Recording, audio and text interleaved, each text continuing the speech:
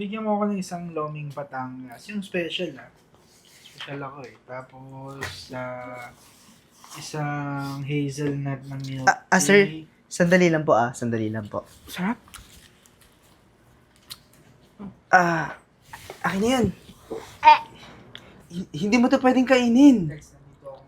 Bakit po? Tira-tira lang to, mamaya mapano ka eh. Basta hindi mo to pwedeng kainin, ha? Di po sir, okay lang po. Sanay na sanay po ako sa mga ganyan. Sabi ko hindi pwede, sandali lang. Akala ko na napapaalisin yung waiter pero tingnan natin. Ito yung kainin mo. Sir! Bago to Diba?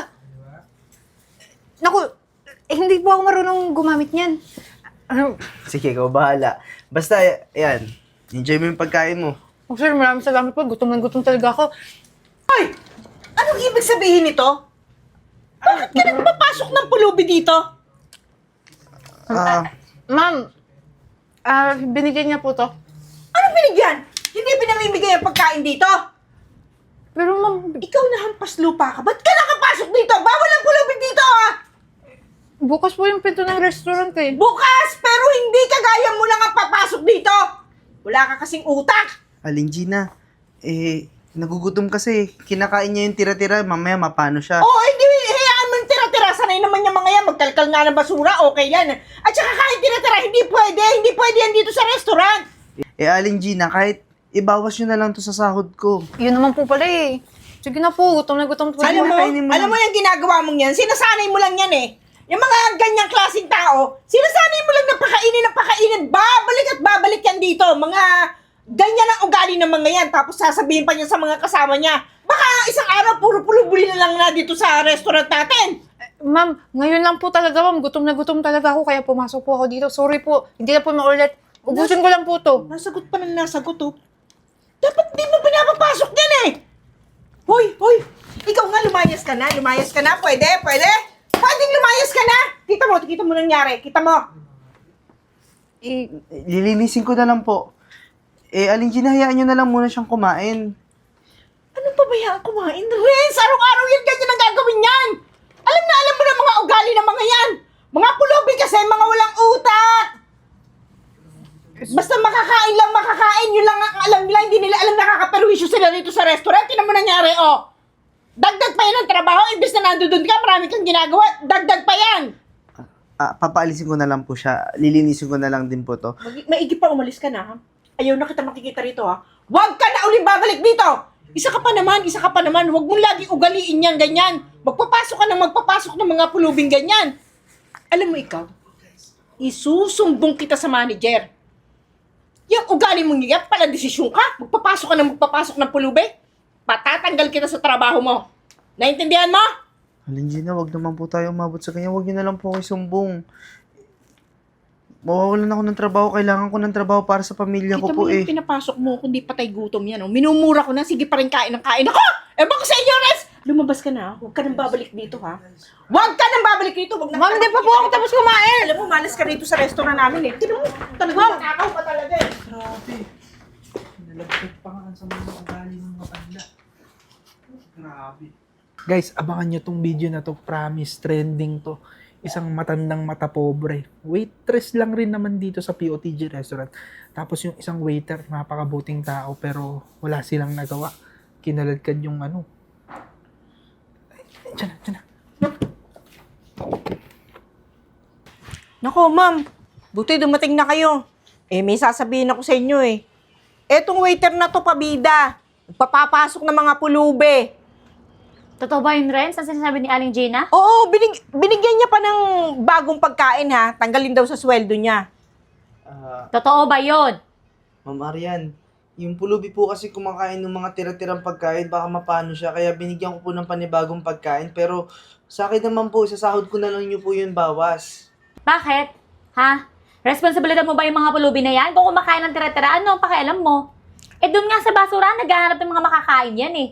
Doon mas madumi pa. Tsaka hindi yun, ma'am. Ang sinasabi ko sa kanya, talagang bawal magpapasok ng pulubi dito. Pagkatapos yung mga pulubing yan, ang dami-dami niya. Kita mo naman yan, ano? kapag ka sinabi niya sa isa na nagpapakain dito, baka pasukin na tayo ng mga pulubi rito. Tama naman Di ba, yun, Miss- ma'am? Tama naman yung Miss Gina. Di mo ba naisip yun, Renz? Ha? Pag nalaman ng mga kapwa niya pulubi na nagpapakain dito, dudumugin tayo. Ano na lang iisipin ng mga customer natin dito? Ha? Ma'am Baka Arian, mamaya hindi na tayo puntahan dito sa ginagawa mong yan. kinausap ko naman na po yung pulubi na wag na pong pumasok sa susunod.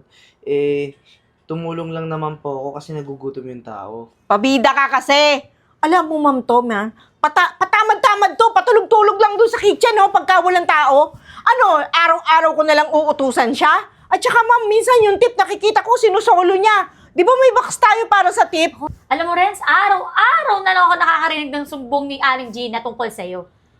Alam mo kung ano mas maigi? Mas mainam kong gawin? Tanggalin na lang kaya kita at mawalan ka na ng trabaho. Maganda Doon baka mas malaya ka pang makatulong sa mga pulubing kung gusto mong magpatakbo ng charity. Magandang desisyon yan, ma'am. Ma'am Arian, wag niyo naman po ako tanggalan ng trabaho. Anong ginagawa mo? Ginagawa mo charity restaurant ko, namimigay ka ng libreng pagkain? Hindi naman Malay po ko ba kung libre. sasabihin mo kung aaminin mo sa akin na nagbigay ka at ibawas sa sweldo mo? Di ba? Hindi naman. Ma'am, kinakausap ko po yung cashier natin, pinapapunch ko po yun bago ko po ipakain sa pulubi. Tsaka ma'am, hindi naman ako natutulog sa trabaho eh. Araw-araw nga po ako yung nagagalaw dito, yung linis. Ako nga din po naghuhugas ng plato kahit na trabaho ni Aling Gina yun eh. Ang galing mo, no? Ang galing mo magkwento-kwento kay ma'am. O, yan, yung pamimigay mo niya ng pagkain sa mga pulubi. Malay ko ba, kung kumukuha ka doon sa kitchen ng pagkain para ilusot doon at ipamigay doon, gusto mo maging bida nito eh. Para wala ng problema, tanggalin na kita. Tanggal ka na. Huwag ka na pumasok simula bukas, ha? Tapos mo muna yung shift mo kasi maraming gagawin ngayon. Ano? Kilos na! Ano? No, Ito nga nga lang. naintindihan mo. Naku, ma'am. Tama-tama yung naging desisyon mo, ma'am. At least, sa bukas o sa darating mga araw, wala nang stress dito sa resto. Kasi yun lang naman ang pasaway eh. Yung ibang waiter mo, hindi naman eh. Yun lang eh. Sige, ma'am. Balik na ako dun sa trabaho, ah. Balik na, Aling Gina. Tigas ng mga ulo. Naku sir, pasensya na po talaga ha. Hindi ko po sinasadya. Nang dahil sa akin, nawalan po kayo ng trabaho. Ayos lang yun. Nakakalungkot lang talaga kasi mahal na mahal ko yung pagiging waiter ko eh. Tsaka, tagal na ako dun sa trabaho ko na yun. Pero, huwag mo sisihin yung sarili mo. Ginawa ko lang naman kung ano yung sa tingin kong tama eh. Tsaka, baka may iba pa namang trabaho ako na makuha. Maghahanap pa ng ibang trabaho. Kung gusto mo, sumama ka sa akin. Maghanap tayo ng trabaho. Ako po, sa paligid ko, hindi naman po ako makukuha. Ikaw po, posible pa. Isa pa sir, ikaw, marami talagang kukuha sa'yo. Alam mo kung bakit? Mabait ka kasi, tapos masipag ka sa trabaho mo. Pag-aagawan ka ng mga company pag-a-applyan mo. Ano ka ba? Ikaw naman nawawalan ka agad ng pag-asa. Subukan mo rin. Maghanap tayo ng trabaho. Matatanggap ka rin yan. Tsaka, pulubi ka. Ang ganda-ganda mo. Tsaka, huwag kang panghihinaan ng loob. Kahit ganyan ka lang, may mga tatanggap sa'yo. Kung pursigido ka, sasamahan kita, tutulungan pa kita. Tuturuan kita ng mga sasabihin mong sagot. Ay, sa bagay. Sige po, sisikapin ko matuto agad sa mga ituturo mo sa akin. Sige na. Ay, sir. Pagod ako ah. Hindi po kami nagnako sa iyo ah. Hindi, kanina kasi nakita ko kayo. Kala ko parang Romeo and Juliet yung love story. Pero tinulungan ka ni sir, di ba? Opo. Oo. Binidyohan ko kasi, vlogger ako. Vlogger Talaga? Yun, Ilan ang followers mo? 100. 100? Hindi 100. Nagsisimula pa lang ako. Pero tignan nyo, mula nung pinost ko yung video nyo. Tignan nyo followers ko, ilan? 1.3 million? Di ba? Ganon kayo kalakas sa social media. Tapos yung views ng video nyo, tignan nyo rin ko ilan. 10 million? 10 million, inedit ko lang, nilagyan ko lang ng heart. Pero sir, seryoso po kayo? Oo, ang nakakatuwa dito, ang daming tao na nag-message sa akin, gustong tulungan kayo. Saka ako, Grabe. Tutulungan nyo kami? tutulungan nila tayo ng mga netizens. Ako, bilang Sir. vlogger, tapos kayo, magsimula rin kayo. Alam mo, nakakatuwa po kasi hindi ko naman alam na may nagbi-video pala sa amin that time. Ako rin nagulat din ako kasi akala ko abutin ako ng siyam-siyam bago umabot ng milyon yung followers ko. Pero kita nyo naman, di ba? Isang video, isang trending na video lang. Naku, ang swerte mo naman pala sir.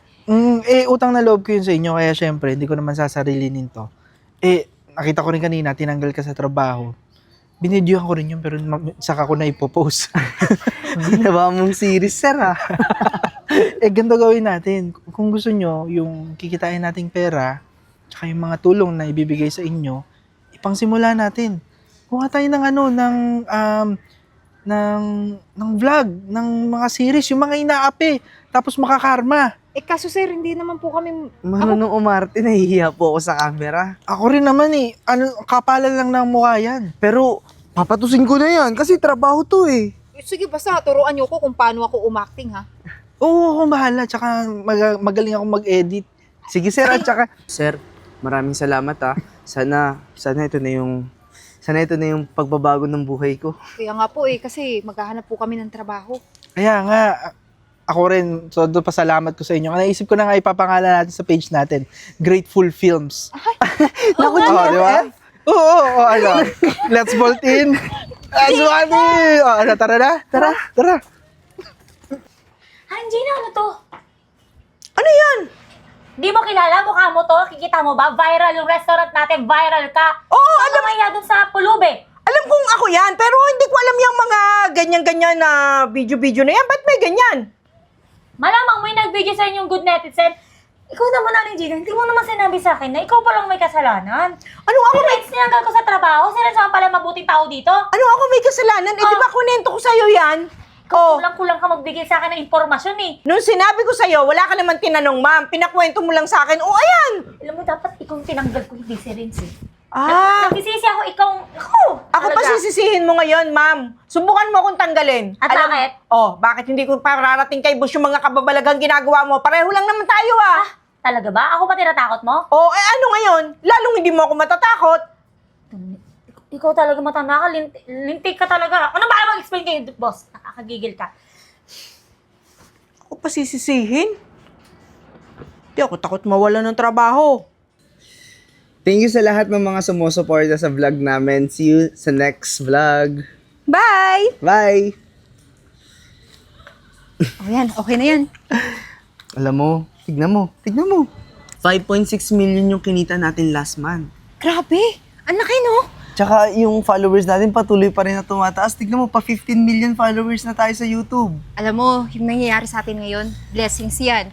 Kasi nga, di ba, hindi tayo nangaapi ng tao, hindi tayo nangaapak ng tao. Tsaka, mas lalo nila tayong sinusuportahan kasi simula nung sumikat tayo, ang dami nating charity, ang dami nating natutulungan mga estudyante, matatanda, PWD. Kaya, lagi nating tandaan kung saan tayo nagsimula. Alam mo, babe, sobrang masaya ako sa achievement natin na to. Tsaka, si Sir Josh, nakaraan nag-chat sa akin. Ano sabi? Nung nakaraan, galing siya ng Europe. Tapos ngayon, nasa US naman. Puro bakasyon. Masaya na daw siya sa royalty na nakukuha niya. Royalty fee ba yun? Oo, sa bagay, deserve naman niya, di ba? Tsaka siya yung talagang tumulong sa atin. Basta, babe, tuloy lang natin to. Siyempre naman. Ano, kain tayo? Tara. Mahal, hindi mo naman sinabi na dito tayo pupunta na restaurant. Mahal, itong restaurant na to, ang daming memory sa atin. Baka nakakalimutan mo, dito tayo unang nagkita. Tsaka nagkakilala, di ba? Tsaka nag-viral. Tama ka. Mahal, ito na nga. Kaya dito tayo pumunta sa restaurant na to kasi may gusto akong sabihin. May surprise ako. Ano? Ma'am, ano pong order nyo? Ang kakapal talaga ng mukha nyo? May gana pa kayong bumalik dito, ha? Matapos nyo akong i-video-video at naging viral? Hoy, ikaw na pulubi ka. Kahit magbihis ka lang ganyan, ha? Kahit anong ibihis mo, pulubi ka pa din! Teka lang po ha. Hindi naman po kami yung nag-video kaya ka nag-viral. Meron pong isang nag-video talaga at nag-upload. At dahil sa kanya po, kaya Nalaman kami- nila yung totoong ugali niyo. Tama po. Nalaman yung totoong ugali, at least hindi ako plastic, ano? Hindi kagaya nung iba dyan, nagkabihis lang, akala mo na kung sino na. Oh, anong ginagawa nyo rito? Ha? Wala kaming tirang pagkain. Hindi po kami narito para manlimos o manghingi ng pagkain. Renz, anong ginagawa niya dito? Hindi niyo pala alam kung anong ginagawa namin dito? Hindi nga, kaya nga namin tinatanong.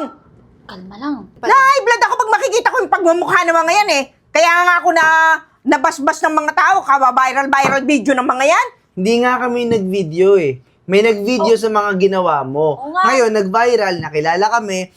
Dahil sa'yo, yumamang din kami kasi ang daming mga taong sumuporta sa amin. Ang laki na ng kinikita namin. Kaya nga, ang ginawa ko, simula nung nag-viral yung video, lumagapak tong restaurant, di ba? Halos wala nang pumupuntang tao tsaka nalugi na to, di ba? Kaya kung wala kayong gagawin na maigi dito, ha? Pwede ba? Umalis-alis na kayo rito sa resto na to. Aling Gina, kumalma ka lang. Hindi mo ba alam mga sikat na yung mga yan? Ka-level yan ni Kong TV, ni Sash na Laparan, ni Alex Gonzaga. Ay, nako! Wala akong pakialam! Pag ikaw na video na naman, magbabiral ka na naman. Gusto mo ba yon, ha? Ha? Gusto mo lagi maglalakad din sa daan, naka-face mask ka kasi face mask at shade para hindi ka makilala? Wala kang pakialam kahit kami na yung may-ari ng restaurant na to. Mahal? Ano? Tayo na may-ari nito? Mahal, ito yung surprise ko sa'yo kaya tayo bumalik dito. Kaya nga nung nabalitaan ko na nalulugi tong restaurant, binili ko to, sinalo ko para isalba dahil marami tayong memories dito. Ngayon, dahil kami na yung bagong may-ari, pwede mo na hubarin yung uniforme mo kasi wala ka ng trabaho. Aling Gina. Sir! Ano ko, sir? Kailangan ko itong trabaho to. Alam mo naman na matagal na ako dito nagtatrabaho. Wala akong lilipatang iba, lalo't ganyan, nabasa ko sa kabibidyo nyo. Sir, baka naman pwedeng, kahit nabili mo na to dito na rin ako. Pasensya na po kayo, Aling Gina. Siguro ito na po yung katapusan ng pagiging masama nyo dito sa restaurant na to. Pati ikaw, Miss Arian, yung pagpapalastik mo sa amin, katapusan mo na. Ma'am! Grabe naman po. Alam ko yung mga anomalya na ginagawa nyo. Kasi nakausap ko yung may-ari, ni-review namin lahat bago kami nag-turnover. Kayong dalawa ang dahilan kung bakit din bumagsak tong restaurant dahil nangungupit kayo. Naku ma'am, magbabago na kami, promise. Ako din Oh, kailangan promise ko ng po. trabaho. Kasi kaya naman kami nangungupit, di kami pinapasweldo ng maayos. Siguro naman kayo, mayaman naman kayo. Baka pasweldohin nyo rin kami ng Tama na po, maayos. tama na Aling Gina. Alam ko na lahat ng lumalabas sa bibig mo puro kasinungalingan. Kaya mabuti pa, umalis na kayong dalawa. Kung ayaw nyo, madagdagan pa yung kasalanan nyo na pwedeng isampa sa inyo. Alis. Tara na nga.